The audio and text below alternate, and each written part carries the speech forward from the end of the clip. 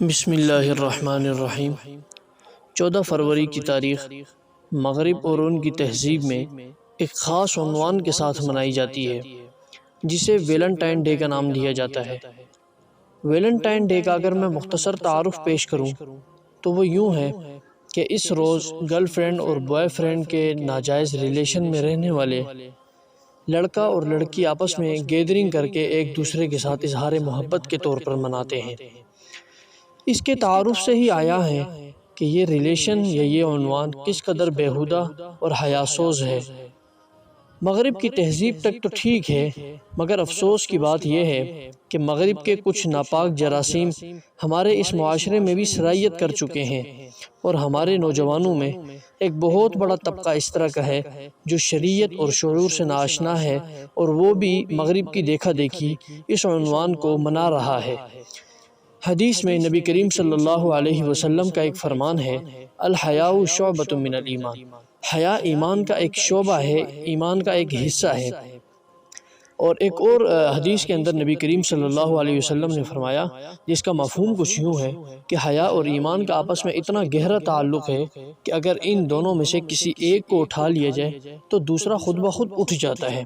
اور اس عنوان سے ہی ظاہر ہے کہ یہ عنوان کس قدر بیہودہ اور حیاسوز ہے۔ ایسی چیزیں اگر ہمارے معاشرے میں رائج ہو جائیں تو یہ بات یقینی طور پر کہی جا سکتی ہے کہ اس معاشرے میں بے حیائی کو پھیلنے سے نہیں روکا جا سکتا۔ ایک اور حدیث میں نبی کریم صلی اللہ علیہ وسلم نے ارشاد فرمایا، المرء مع من احبہ، آدمی قیامت کے دن اس شخص کے ساتھ، ایسے لوگوں کے ساتھ اٹھایا جائے گا جن سے وہ دنیا میں محبت رکھتا تھا۔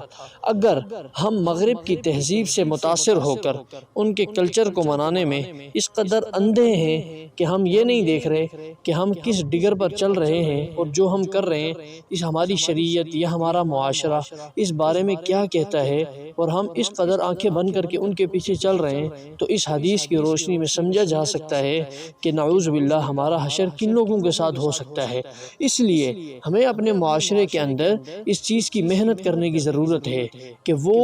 عقل سے عاری اور شعور سے خالی ذہن جو ہمارے معاشرے کے اندر مغرب کی ان ناپاک روایات اور تہذیب کو داخل کرنا چاہتے ہیں، ہم اس کا سدباب کریں اور اسے روکنے کی کوشش کریں۔ اور ہمیں بھی قرآن کریم اور احادیث مبارکہ دعوت فکر دے رہی ہیں کہ ہم اپنے دین کے بہترین اور پرنور کلچر کے اوپر دھیان دیں اور اپنی تہذیب پر فخر کرنا سیکھیں۔ اسلام نے جو مرد اور عورت کے لیے ایک بہترین بندھن تعمیر کر کے اس کا تصور پیش کیا ہے نکاح کا، اس سے خوبصورت ریلیشن مرد اور عورت کے لیے یقیناً کوئی اور نہیں ہو سکتا۔ اس کی برکات، اس کے فضائل، اس کے مناقب وہ ہمارے سامنے ہیں۔ تو ہمیں ایسے بدبودار کلچر سے منہ موڑ کر اپنی تہذیب پر فخر کرتے ہوئے اسے اپنانا چاہیے، اور جس کے اندر یقیناً اس ہماری جو اپنی دینی تہذیب ہے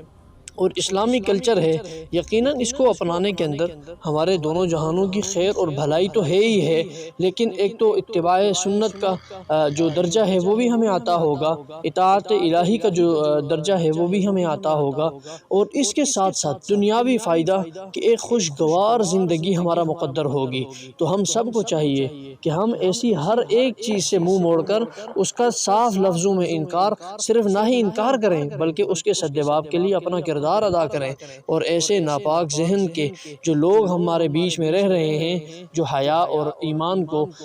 ٹھیس پہنچانا چاہتے ہیں اور مغرب کی روایات کو یہاں نافذ کرنا چاہتے ہیں، ہمیں ان کو روکنے کے لیے اپنا بھرپور کردار ادا کرنا چاہیے۔ یہ ہمارا ایک تو اسلامی فریضہ ہے، اس کے ساتھ ساتھ قانونی فریضہ ہے۔ قانونی فریضہ اس بابت ہے کہ یہ ہمارا ملک پاکستان الحمدللہ اسلام کے نام پر وجود میں آیا ہے، اور یہ کلچر سراسر غیر اسلامی، غیر شرعی